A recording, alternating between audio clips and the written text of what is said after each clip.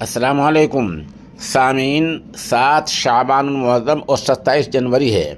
خبر کا عنوان ہے آج بینکوں کی ہڑتال ہے۔ ہڑتال کیوں ہے اور کن بینکوں کی ہڑتال ہے اور کیا بینک کے ملازموں کی مانگ ہے، وہ خبر آپ سنیے۔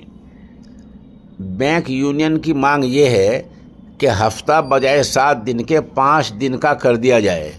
بار اتوار، سنیچر اور اتوار دو دن کی چھٹی ہونی چاہیے۔ سنیچر کی یعنی بار کی بھی چھٹی ہونی چاہیے اور اتوار کی بھی چھٹی ہونی چاہیے، باقی 5 دن کام ہونا چاہیے۔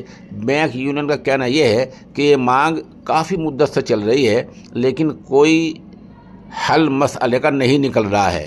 اب کون کون سے بینک بند رہیں گے؟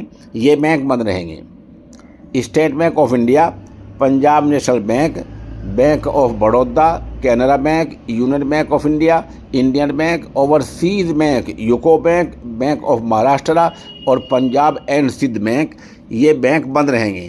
البتہ جو نجی بینک ہیں جیسے ISS بینک ہے اور دوسرے ہیں، ان پر اثر کم پڑے گا۔